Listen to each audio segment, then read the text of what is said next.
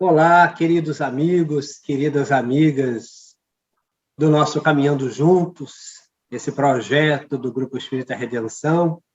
Estamos mais uma vez reunidos aqui para estudar um pouco mais da doutrina, nesse bate-papo agradável, nessa conversa leve sobre esses temas doutrinários tão importantes. Boa noite, Zé Carlos. Tudo bem com você? Tudo em paz? Saúde boa? Tudo, Arlindo. Uma boa noite para você também, uma boa noite a todos aqueles que estão nos assistindo e que tenhamos aí uma atividade, né, de instrução, de conhecimento da doutrina espírita, que nos ajuda tanto, né, a nos conduzirmos na vida, né, no nosso cotidiano. Então, uma boa noite a você, uma boa noite a todos, sempre uma alegria participar do Caminhando Juntos. É isso aí. Nós ficamos sempre muito contentes de participar dessas atividades. Faz muito bem, né, a nossa saúde física e mental, e especialmente a espiritual. Enfim, amigos e amigas, vamos lá. Nós vamos tratar hoje de um tema muito interessante, de um livro que eu gosto muito. Não gosto mais do que, mas gosto muito, que é o Livro dos Espíritos. E nós vamos aqui, Zé Carlos, conversar um pouco sobre esse tema, transmigração progressiva, que está aqui no livro 2º, no capítulo 4, pluralidade das existências. E esse item, transmigração progressiva, ele vai das questões 189 até a 196A. Então, nós vamos de leve aqui, conversando sobre esse tema que nos parece bem interessante, muito gostoso, e que esclarece muito, né? Então, vamos lá. A primeira questão colocada por Allan Kardec nesse tema, a questão do 189, ele pergunta o seguinte: o espírito goza da plenitude de suas faculdades desde o princípio de sua formação? O que é interessante, né?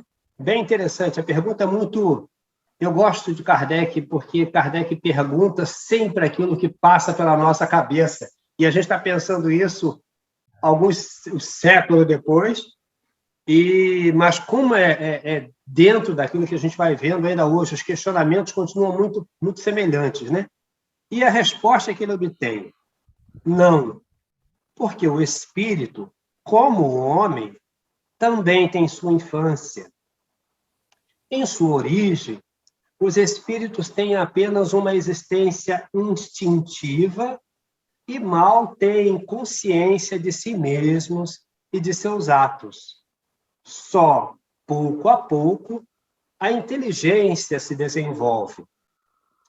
E aí é bem legal, porque a resposta vai nos remetendo a uma lógica de naturalidade, a uma lógica de crescimento mesmo, né? Porque tudo que é novo, né? A gente pensa na planta, né? Na árvore. Você vê um carvalho, quando a gente vê o pequeno carvalho, quando a pluma ela surge daquela semente, é algo frágil, é algo ainda sem capacidades. Ela tem potencialidades, mas não tem ainda capacidades desenvolvidas. Ele vai fazer analogia depois com o próprio homem, mas é bem interessante pensar que, como o homem, também tem sua infância. Então, esse primeiro momento é da infância, é a infância do espírito, que não sabe muito o que está acontecendo, que age com um instinto só, busca comida para comer, se vira como pode, sem ter muita cobrança. Por quê? Porque sabe muito pouco. Então, a gente, quando vai falar de livre-arbítrio, por exemplo, a gente sabe que o arbítrio ele vai se desenvolver nesse processo, ou a partir deste momento, ele começa um processo muito lento de desenvolvimento. Então, mas é bem legal de ouvir essas inquirições de Kardec e viajar junto com essas respostas que os espíritos vão trazendo, que vão nos dando muita serenidade, até para cobrar menos de si e dos outros aquilo que a natureza não nos cobra, ela nos dá tempo para aprender, para perceber e para poder exercitar, né? E para chegar a saber de verdade. Mas, diga aí, Zé. É bem verdade, suas colocações foram perfeitas, né? Até porque o espírito, ele, por ser criado totalmente simples, ignorante, resultado até de um processo de desenvolvimento que começou nessa união entre princípio material e princípio inteligente. Então, à medida que ele vai se desenvolvendo, quer dizer, ele vai tendo, obviamente, quando ele chega mesmo considerando o espírito, né, que é criado e ele dá início a um processo de desenvolvimento, esse processo de desenvolvimento, a gente pode pensar, fazer uma analogia mesmo, como uma criança, né, como Kardec colocou, como você falou. Até porque o que o espírito provavelmente ele passa nas suas primeiras, assim como ele passa nas suas primeiras reencarnações, com o objetivo de manter a sua integridade, nessas experiências nas primeiras reencarnações é manter a sua integridade. Então as respostas elas são muito automáticas e que está relacionada à questão do estímulo, ao instinto que você falou. Então ele vai seguindo, a princípio, a um caminhar buscando atender a necessidades muito primárias, básicas, que é a sua preservação. À medida que ele vai nesse caminhar, aí essa semente, como você falou, ela começa a se desenvolver, né? Ela desabrocha e começa aí a se desenvolver. Entendi. Sigamos lá. 190, Kardec pergunta: qual o estado da alma na sua primeira encarnação? E a resposta: o da infância na vida corpórea. Sua inteligência apenas desabrocha, ela se ensaia para a vida. Então, eu acho que essa definição é bem a nossa cara, né? É bom para a gente compreender assim, com muita clareza o que nós somos, né? Naquele momento primeiro, né? Que se busca ansiosamente o seio da mãe e vai se crescendo um pouquinho mais e a gente começa a gatinhar pela casa, buscar acesso, né? Então, é esse momento, é essa coisa ainda desresponsabilizada, porque ainda não se sabe exatamente quem é ou o que se é, apenas se tem que viver, né? Então, é bem legal isso. Mas fala aí, Zé. E como o próprio Kardec citou o exemplo da criança, você também falou, né? Essa criança, nesse primeiro momento, em que ela vai buscar até lá o seio materno, né?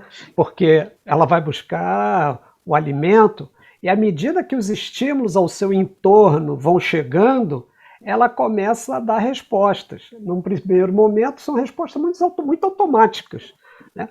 Mas esses primeiros estímulos é que vai gerando nela respostas que vão se aperfeiçoando. À medida que ela vai percebendo mais necessidades, o espírito vai percebendo mais necessidades. Então vai incrementando nesse seu caminhar pequenos desafios em que ela vai ter que lidar. Então, assim como uma criança pode experienciar um desconforto, se botar o dedinho lá na tomada, ela já começa a aprender dali que ali ela já não pode mais colocar o dedinho. Então já é um processo de aprendizado que ela já percebe que há limite, né? E ela vai respondendo automaticamente, até isso aí ganhar mais, vamos dizer assim, mais consistência, né? Esse volume de experiências vai gradativamente ajudando esse ser espiritual, assim como a criança, a amadurecer. E você coloca uma coisa muito interessante, né? Como dar responsabilidades ao espírito nas suas primeiras reencarnações? Não tem como, já que ele ainda não tem a consciência plena de si mesmo. Então, realmente, né? Isso até me remete a pensar em Jesus, né? Porque a gente tem o hábito, né, de pensar Jesus como um ser divino. Ele é um ser evoluído. Divino é Deus, né? E que teve o mesmo início que nós. E isso é muito bom, né? Porque a gente pode pensar, bom, eu posso ser Jesus amanhã. Uhum. Né? Eu acho que essa aqui é a parte mais rica. O nosso interesse em lidar com esse tema da transmigração progressiva passa exatamente por isso que você está colocando. É quando a gente vai tendo o pé no chão para perceber que essa caminhada é de todos, indistintamente. Todos vão seguir esse mesmo caminho. O jeito é esse e não há diferenças entre A, B ou C. É isso, esse é o caminho. Vê que o final da resposta à primeira pergunta, os espíritos respondem assim: só pouco a pouco a inteligência se desenvolve. Aí, quando ele faz a segunda pergunta, a 190, a resposta é: o da infância na vida corpórea, sua inteligência apenas desabrocha, ela se ensaia para a vida. E o que é legal nesse estudo, nessa verificação, é que essas duas primeiras perguntas têm um núcleo, que é esse início. E nós vamos ver que agora, na questão 191, Kardec faz um salto.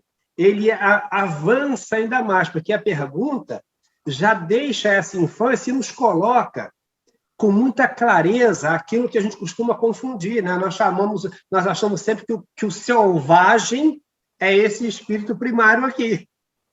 E olha a pergunta: as almas dos nossos selvagens são almas no estado de infância?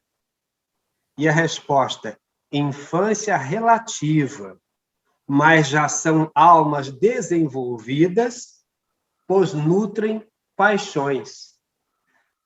E eu acho rica essa resposta. A pergunta é sensacional, como sempre, mas a resposta é excelente. Porque quando nós olhamos para a Terra, por exemplo, nós costumamos achar que o homem pré-histórico é esse homem da infância aqui, e isso não é verdade. Essa infância é muito antes. Esses homens já trazem esse cunho dessa infância relativa, porque, de alguma sorte, já começam a nutrir paixões. Porque quando já há um núcleo organizado de família, de tribo, etc., a gente já não está mais nessa primeira infância. A gente já tem o que eles chamam de paixões, pois nutrem paixões, tem já interesses afins. Então, é bem legal isso, porque vai nos dando mais clareza em olhar para esse panorama, né? Mas fala aí, Zé. E aquilo, né? Quando esse selvagem, ele já passa a ter consciência dele mesmo. Até porque, se ele nutre paixões, ele vai em busca de suprir essas necessidades. E que é importante estar dentro do estágio evolutivo. Então, ele já tem uma vida organizada, já vive em sociedade, né? São sociedades diferentes das nossas? São. Mas não podemos remeter, exatamente o que você falou, a gente não pode remeter esse selvagem ao homem primitivo, né, o homem pré-histórico. Não, ele já tem uma caminhada. Então, e isso é muito importante para a preservação da sua própria cultura, para a preservação de si mesmo enquanto ser humano. Então, ele já é mais organizado, né? Obviamente que são culturas em estágios evolutivos diferentes, por isso que ele coloca que é uma infância relativa. Eu acho isso muito lindo, eu gosto demais desse estudo. A questão 191A, a pergunta feita por Kardec: então, as paixões são um sinal de desenvolvimento? E a resposta: de desenvolvimento, sim, mas não de perfeição. São um sinal de atividade e de consciência do eu, ao passo que, na alma primitiva, a inteligência e a vida se acham no estado de germen. Então, eu gosto, assim, eu cada dia vivo mais encantado com essa doutrina e com Kardec, né? As respostas primorosas dos espíritos às perguntas indiscutivelmente belas de Kardec, as inquirições que ele traz, que são extremamente importantes, assim, vivas, e nos envolvem, nos mobilizam. Mas as respostas são primorosas, de desenvolvimento, sim, mas não de perfeição. Então, é legal, porque a primeira coisa que se conquista é desenvolver-se. E desenvolver o quê? A gente desenvolve a inteligência, vai desenvolvendo o senso, vai desenvolvendo o arbítrio, vai começando a surgir, a par dessas primeiras situações. Mas ele diz, são um sinal de atividade e de consciência do eu, ao passo que na alma primitiva, a inteligência e a vida se acham no estado de germe. Então, nós vamos ver que aqueles selvagens ali em cima não estão mais com essa consciência no estado de germe. Eles começam a agir com intencionalidade. Né? Então, tem a foco, a gente já tem, por exemplo, a consciência de grupo. Né? O meu grupo é diferente do grupo do José Carlos, e esses grupos se atritam em muitas situações, até que chega um momento do avanço desse entendimento que a gente busca uma relação de equilíbrio, mas, em princípio, a gente já tem desenvolvimento, não perfeição, mas é rico, a gente perceber, constatar que tanto na vida prática quanto na vida do espírito, esse processo ele se dá exatamente da mesma maneira. A maneira de crescer é descobrindo. A maneira de desenvolver a inteligência é agindo.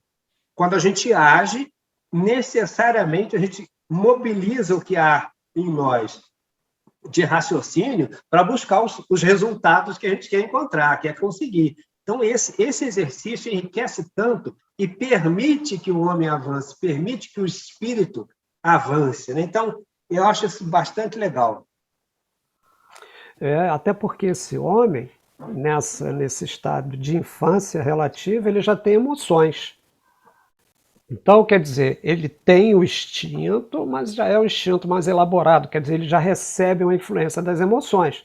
Então, fica, em muitos momentos, a presença muito marcante do medo, da raiva, né, do afeto, né, do movimento íntimo, que já é uma necessidade de agregar, enfim. Então, já tem uma ideia mais do coletivo, já não tão individual. Claro que as paixões ainda podem estar de uma forma, vamos dizer assim, presentes, ainda de forma um pouco rústica, porque ele ainda traz, até pelo próprio ambiente que ele vive, uma condição de muito de preservação de si mesmo e dos seus. E dos seus. Então, é uma fase realmente evolutiva importante, já é um passo muito importante. É bem legal. A nota que Kardec põe a essa questão. A vida do espírito, em seu conjunto, apresenta as mesmas fases que observamos na vida corpórea. Ele passa gradualmente do estado de embrião ao de infância, para chegar, por uma sucessão de períodos, ao estado de adulto, que é o da perfeição, com a diferença de não haver para o espírito nem declínio, nem decrepitude, como na vida corpórea, que a sua vida, que teve começo, não terá fim, que lhe é necessário, do ponto de vista, do nosso ponto de vista, um tempo imenso para passar da infância espiritual ao completo desenvolvimento, e que o seu progresso se realiza não numa única esfera, mas passando por diversos mundos.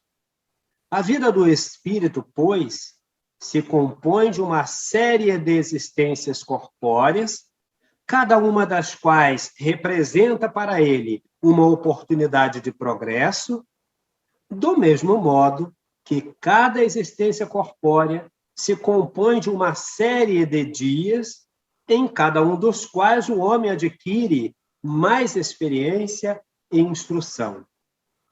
Mas, assim como na vida do homem, há dias que não produzem nenhum fruto. Na do espírito, há existências corpóreas que não lhe trazem nenhum resultado, porque não as soube aproveitar.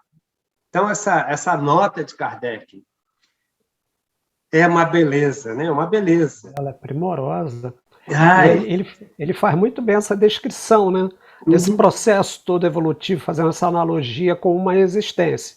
Isso se tratando de uma encarnação em que da infância até a fase adulta e a velhice, até o final da sua existência, ele passa por experiências. Que, na realidade, as experiências, seja para nós, numa existência, seja para o espírito, considerando todo o seu processo evolutivo, são ensaios, né? São ensaios de erros, de acertos, e que são movidas pelas necessidades. Porque o homem traz em si uma necessidade de sempre estar buscando alguma coisa, num primeiro momento, para o seu bem-estar. Mas à medida que essa consciência se amplia e ele vive agregado, ele já passa a ter um pensamento de comum, né, de uma ideia comum, de viver em comunidade, que eu falo. Então ele já pensa, ele sai de si e entende que os seus pares também precisam estar bem, até para que ele fique bem.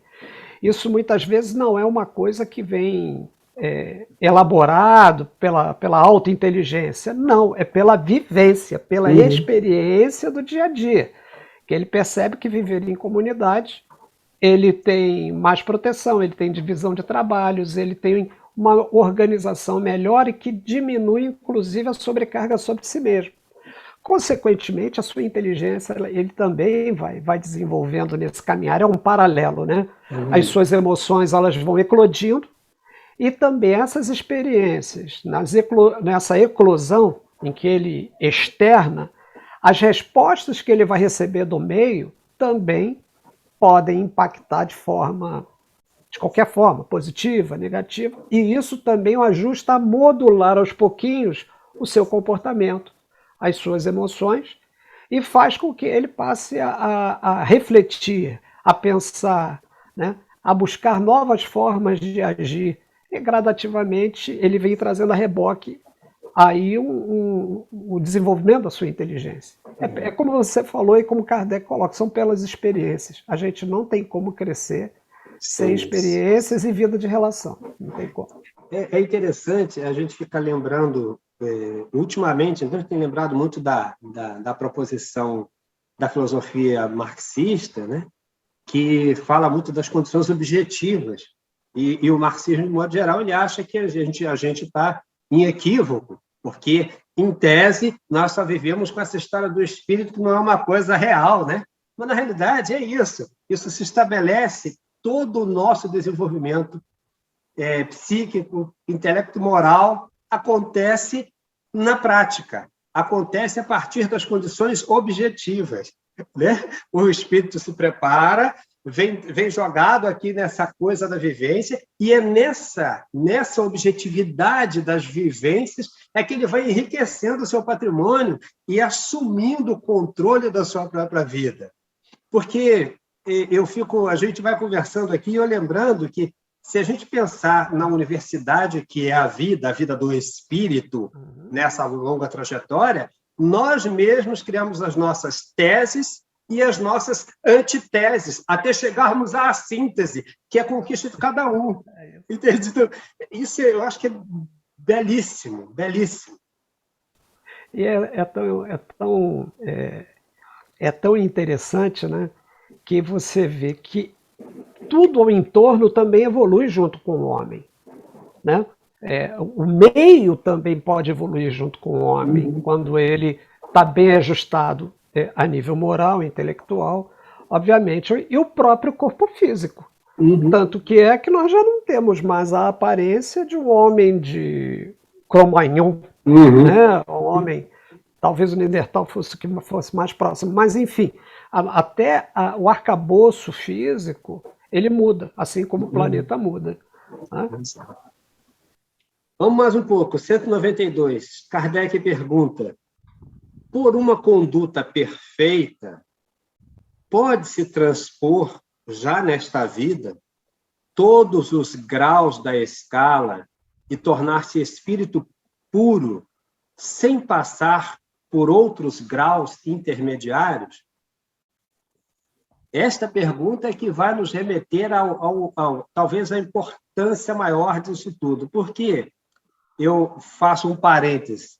Volta e meia, durante muitos anos eu encontrei isso falado por velhos espíritas, sabidões de 500 anos de espiritismo, mas mesmo há pouco tempo eu ouvi as pessoas dizerem essa coisa: Jesus avançou em linha reta. Aí a gente diz, olha, não dá para fazer assim não, moço. Por quê? Ah, você não gosta de Jesus? Gosto de Jesus. Mas olha só, a doutrina espírita, doutrinariamente isso não existe. Doutrinariamente isso não existe. O que os espíritos propõem é que todos nós avançamos exatamente da mesma maneira. Todo mundo parte do zero, do ponto zero. O ponto zero é simplicidade e ignorância. Isso é geral. E daí nós vamos galgando a nossa estrada. Ninguém dá saltos, porque a natureza não dá saltos. Então a gente fica se perdendo com elaborar. Porque eu tenho observado nessa trajetória curta de estudos espíritas, nesse meu tempinho de casa espírita, que todo mundo quer fazer de Jesus um mágico. Como você falou lá no início, eles querem um Jesus divino. E Jesus foi um espírito que conquistou um avanço, é outra coisa. Ele não é Deus. Ele não é Deus. Ele é apenas Jesus. Um espírito que conquistou a sua posição nessa escala. A gente tem que lembrar o tempo todo da escala espírita, que vai mostrando essas nuances e esse processo. E a gente fica querendo fazer tudo mágico. E isso é muito desagradável e ruim, porque isso enfraquece, isso, ao invés de fortalecer as pessoas que ouvem esse tipo de bobagem, enfraquece, porque tira delas o afã do crescimento. Todos nós temos o mesmo ponto de partida e teremos o mesmo ponto de chegada. O tempo que vai levar é que é o problema de cada um. Agora, o momento de partida, o ponto de partida e o ponto de chegada é igual para todo mundo. Todos nós chegaremos a ser Cristo. Mas essa é uma estrada longa. Isso não se faz da noite para o dia. Não há mágica nisso. Ninguém dá esse salto monumental. Mas, e aí, isso é que me incomoda um pouco, porque são espíritas, às vezes, dizendo, com muita pompa e circunstância, sem atinar, que isso faz o outro paralisar-se.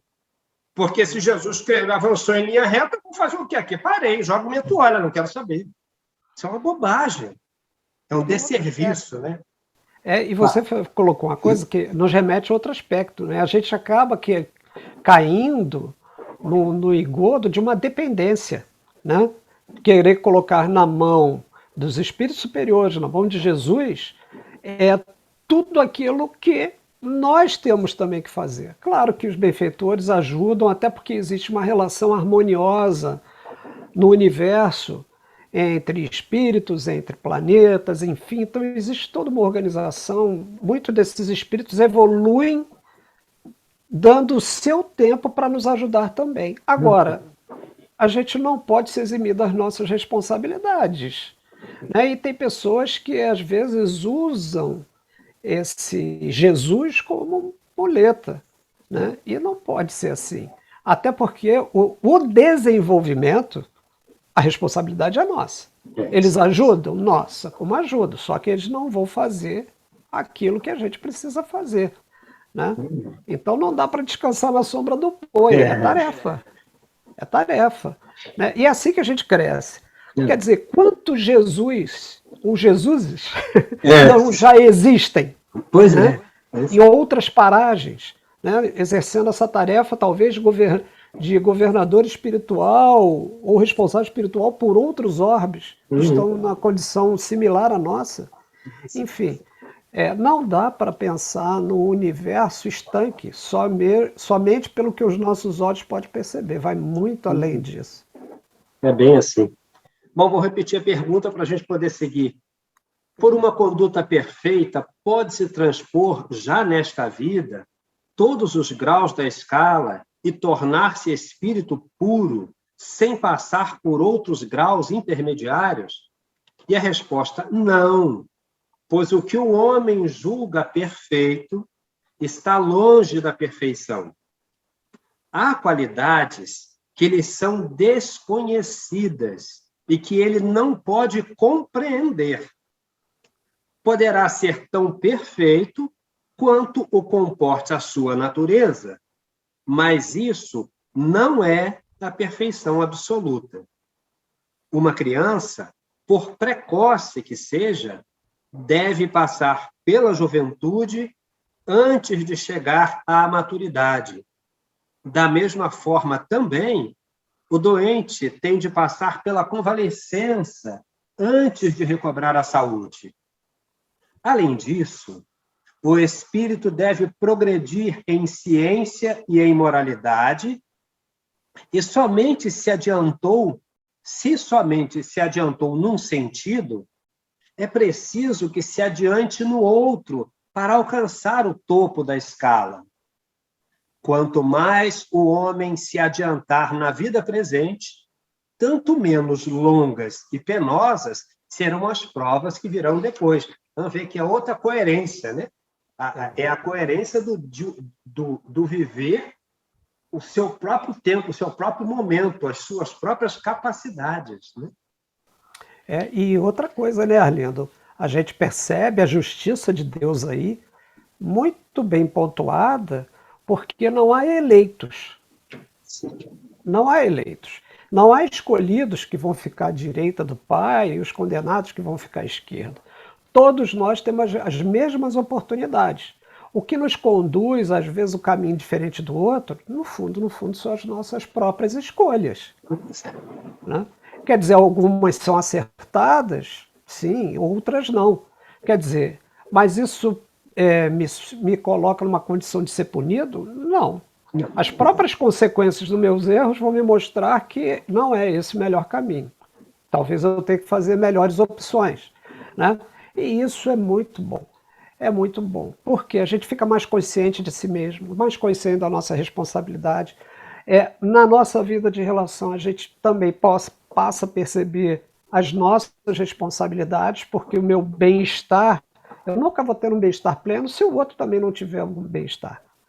Não que haja uma dependência nas relações, mas as nossas experiências dependem justamente desse convívio. Então, a justiça de Deus, ela é realmente uma coisa que ainda é mal compreendida por muitos. Porque nós ainda pensamos, muitos de nós ainda gostariam de levar vantagem uma coisinha aqui, outra ali, dar um jeitinho aqui, acolá.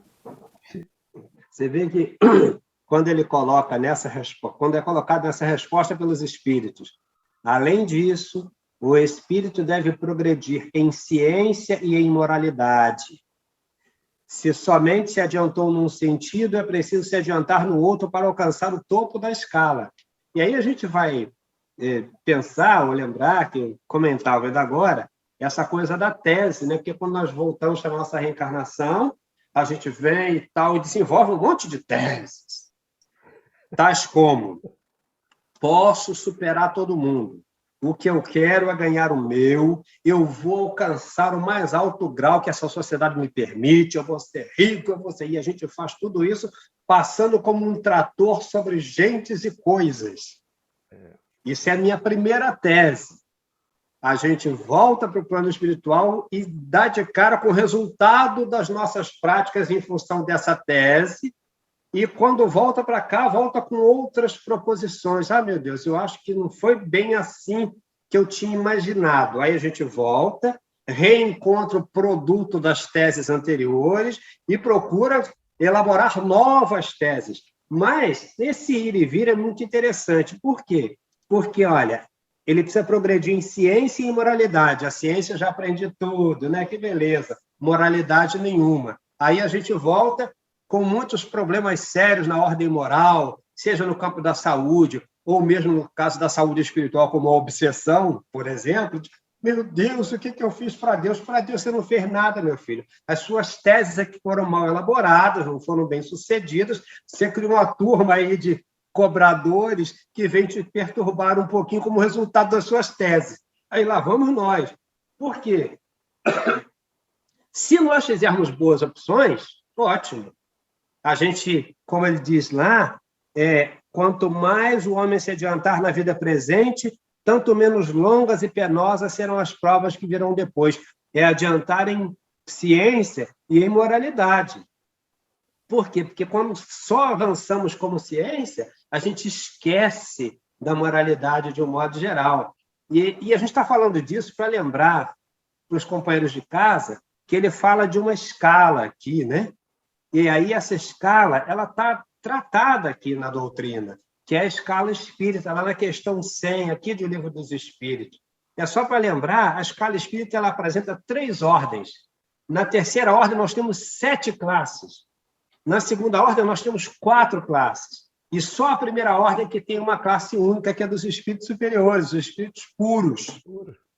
Então, a gente vê que essa coisa não é fácil de ser resolvida quando se fala, por exemplo, nessa tese do avanço em linha reta. Não existe, porque a escala espírita esclarece isso para a gente. E isso que está dito aqui também. A gente avança um pouquinho. Olha, fulano já fala bem, ciência, o Zé Carlos entende muito bem, o Arlindo fala que é uma coisa... E o nosso conhecimento, ó, que parece enorme, é desse tamanho. É desse tamanho. Se a gente for ver qual é o nosso nível de moralidade, talvez não esteja ainda compatível com esse tamanho aqui. Então, eu tenho muito que andar. É muito chão, muita farinha que a gente precisa comer para alcançar esse status todo aí. Então, a gente tem que tomar muito cuidado, porque está nas nossas mãos e a batalha é árdua, é muito difícil esse caminhar. Esse caminhar é complexo, não é uma coisa fácil, simples, assim, se faz num estalar de dedos, não. Por isso que leva tanto tempo. Por isso que a gente leva tanto tempo transitando, porque Deus não tem pressa e nos dá todo o tempo do mundo para experimentar, para olhar com atenção, para errar à vontade, para acertar o máximo que puder, sem dores impostas por Ele. Deus não nos impõe dores. Os equívocos são nossos e esses equívocos nos causam dores. Tese mal elaborada causa dor em quem elaborou. Isso é um processo de viver. Não tem como escapar disso, né? E até por isso tudo que você falou, né, a gente chega a uma conclusão seguinte, que o desenvolvimento moral educa as paixões, ou é o resultado da educação das paixões, à medida que a gente vai crescendo. Então as paixões elas vão estar muito fortes lá naquela fase, lá atrás, no início, nesse desenvolvimento do espírito, que já dá a ele aquilo que a gente comentou, né, a sua individualidade. Mas essas paixões elas precisam passar por uma modelação, elas precisam ser educadas, lapidadas, né? Aí é que a gente começa a demonstrar realmente que está se desenvolvendo moralmente, até para poder usar bem todas as aquisições no campo intelectual. Porque a gente vê muitos equívocos, desde o exemplo que normalmente se usa, foi o emprego da bomba atômica, mas até mesmo no cotidiano, numa vida profissional em que um indivíduo, um profissional, tem um determinado conhecimento, e usa às vezes esse conhecimento como forma de se autopromover e às vezes até depreciar o outro. Então, falta aí um ajuste, né, moral para que talvez ele possa aí se desenvolver nesse campo, né, que que às vezes parece ser mais difícil, né? Que intelectualmente a sociedade está indo de vento em pouco, até movido pelas próprias dificuldades, né? Haja visto que a gente está vivendo aí, né? Como a ciência tem se movimentado na tentativa de preservar a nossa existência. Todos os esforços deles têm sido envidados para isso.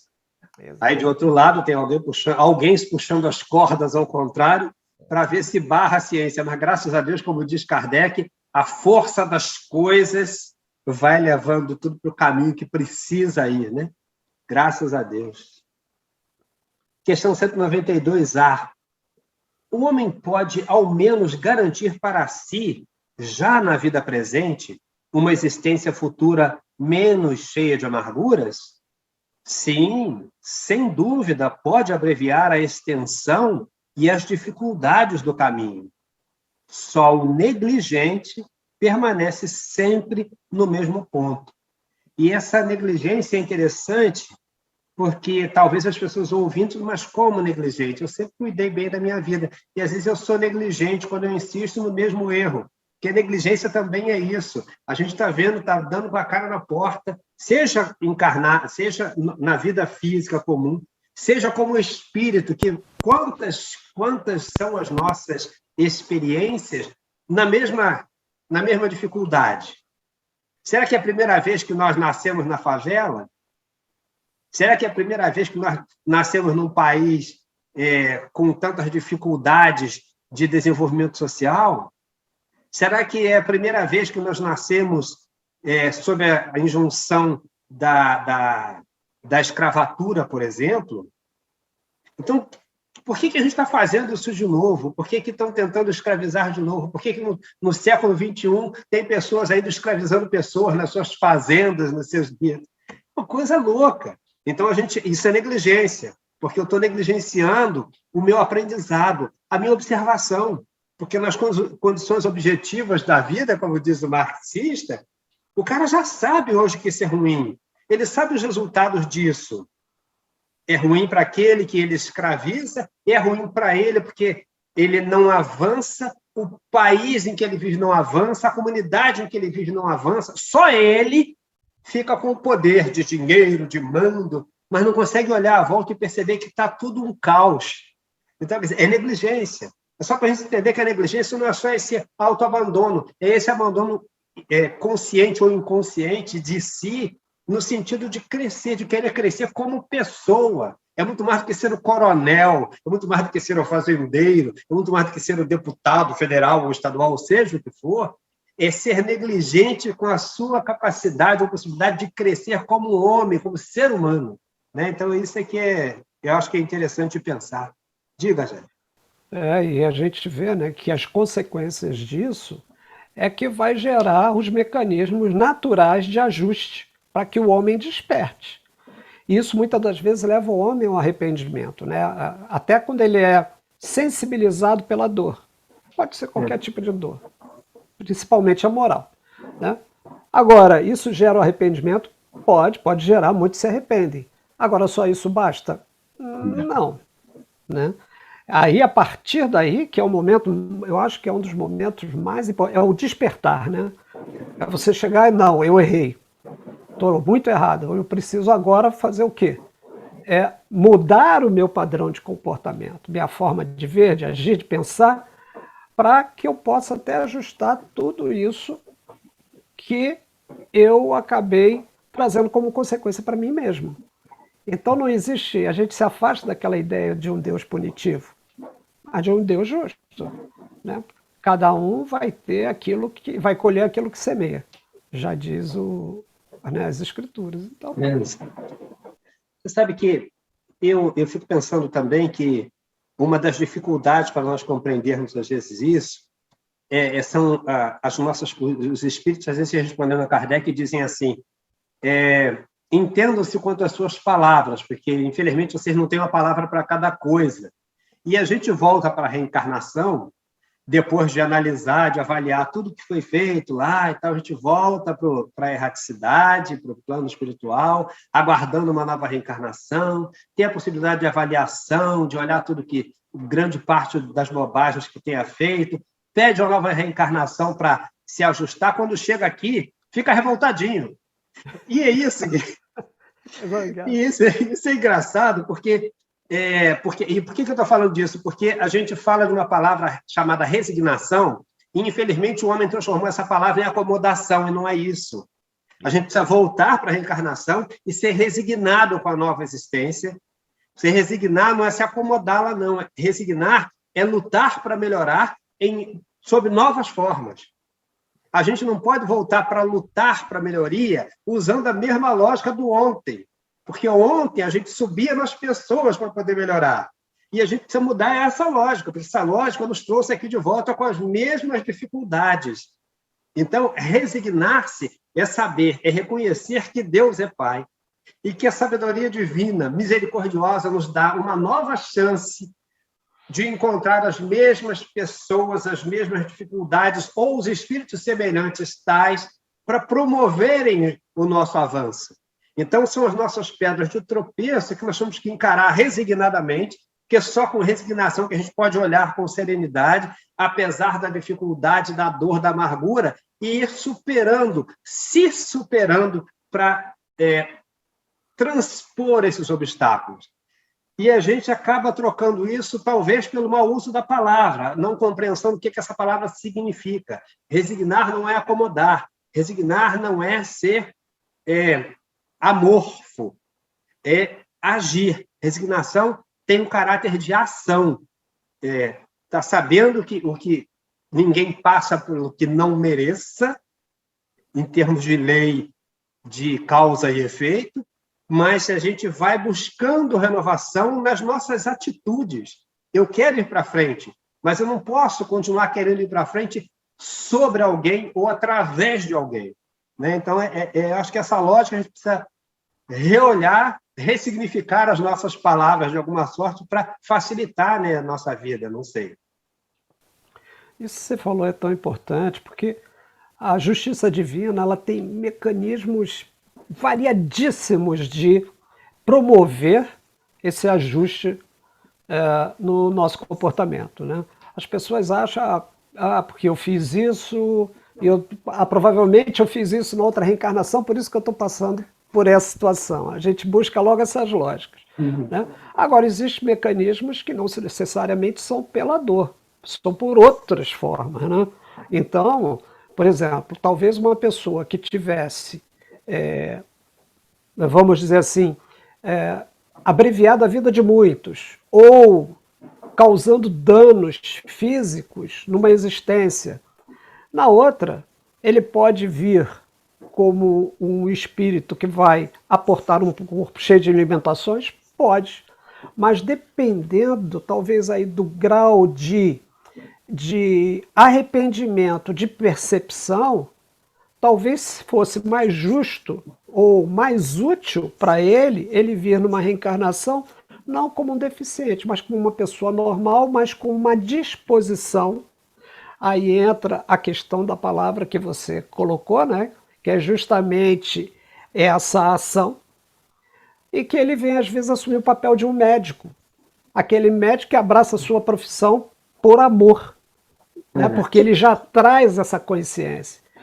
E vai trabalhar muito em benefício de tantos doentes que vão chegar na sua mão, inclusive, talvez, aqueles que ele mesmo tenha, por algum motivo, mutilado numa outra. Então, é mais uma possibilidade dentre inúmeras, que vai depender muito daquilo que a gente está preparado para fazer e que também se compromissou a fazer. Né? Olha, Zé, agora que eu olhei aqui, o nosso tempo já está indo. Vamos ter que fazer um salto aqui. Vamos lá para aquela última questão, que é a 196A. Que a pergunta que Kardec faz é assim: é o corpo que influi sobre o espírito para que este se melhore, ou é o espírito que influi sobre o corpo? E a resposta: teu espírito é tudo. Teu corpo é uma veste que apodrece, eis tudo. E Kardec põe uma nota rica. No suco da videira encontramos uma comparação material dos diferentes graus da depuração da alma. Ele contém um licor que se chama espírito ou álcool, mas enfraquecido por uma porção de matérias estranhas que lhe alteram a essência. Esta só chega à pureza absoluta depois de várias destilações, em cada uma das quais se despoja de algumas impurezas. O corpo é o alambique no qual o espírito tem que entrar para se purificar. As matérias estranhas são como o perispírito, que também se purifica à medida que o espírito se aproxima da perfeição. Eu vou deixar você comentar, que eu já falei demais. Tá certo, e olha que coisa fantástica isso, né? Essa colocação. O corpo, a princípio, o corpo ele é necessário, porque é a partir do corpo físico que nós, enquanto espíritos, podemos nos manifestar num planeta como esse. Então ele tem o seu papel, só que esse seu papel ele é temporário. A gente se desfaz dele. Agora, nesse processo, essa relação com o corpo, essa relação com a nossa existência, é que pode fazer com que se desenvolvam ou surjam essas substâncias estranhas, que inclusive maculam o próprio perispírito. Para tanto, novas reencarnações são necessárias para que haja uma depuração desse espírito que está no seu processo de desenvolvimento. Ele pode ter usado mal o seu corpo físico, ele pode ter tido experiências traumáticas que o sensibilizaram. Essas experiências a gente tem que entender que não são fortuitas, têm todas um objetivo. Enfim, então, as existências são os processos de depuração desse suco nos alambiques, no corpo físico, ao ponto de que a necessidade do corpo físico vai diminuindo. Vamos passar por outras existências, em outras paragens em que esse corpo físico já não é tão mais denso como o nosso, e podemos, no nosso processo evolutivo, chegar a estágios bem mais evolutivos que o que predomine seja o próprio perispírito, como uma forma de identificação, né, de configurar ali uma individualidade na relação com outros espíritos que ali estão, até chegarmos a esse patamar de espíritos puros, que é uma jornada bastante longa ainda. Mas ainda precisamos, sim, desse corpo físico, que precisa ser respeitado, preservado, para que a nossa experiência seja mais plena possível, inclusive. E que o processo de depuração no alambique seja de menor tempo, menor necessidade. Né? Vai depender aí da nossa conduta diante das experiências terrenas. É isso. Zé, para as suas despedidas, porque realmente o nosso tempo, infelizmente, já acabou. Tá ótimo, Arlindo. Olha, mais uma vez, é sempre uma alegria estar participando do Caminhando Juntos. É uma experiência incrível, como a gente cresce, como a gente aprende. Né? Ouvir você é sempre bom, né? Pelas suas colocações, enfim. E assim como eu considero que é um proveito muito grande para mim, eu espero que aqueles que estão nos assistindo, né, Arlindo, participando conosco nesses momentos, também possam ter aproveitado bastante. E que nos perdoe alguma falha, porque somos humanos ainda e estamos ainda aprendendo. Né? Mas, certamente, o prazer é muito grande, porque a oportunidade é muito grande também estar aqui participando. Então, que Deus abençoe a todos nós. Isso, eu fico muito feliz de estar sempre aqui com você. E o bom é isso, né? Como a gente aprende com o outro, né? Como a gente aprende, e pensando que já sabemos de alguma coisa, sabemos nada, coisinha pequena. É tão rico isso para nós, tem feito tanto bem a nossa vida, que a gente fica querendo dividir com vocês de casa essa riqueza, porque isso é muito lindo, isso é muito rico, isso é muito fortalecedor. José Carlos, muito obrigado pela sua presença aqui com a gente, por colaborar com esse trabalho tão gostoso para nós. Uma boa noite para você, muita paz, muita saúde, muita luz, e continuemos juntos, caminhando sempre juntos. Amigos e amigas de casa, um forte abraço, muita paz, e muito obrigado por vocês continuarem caminhando conosco. Graças a Deus, muita paz.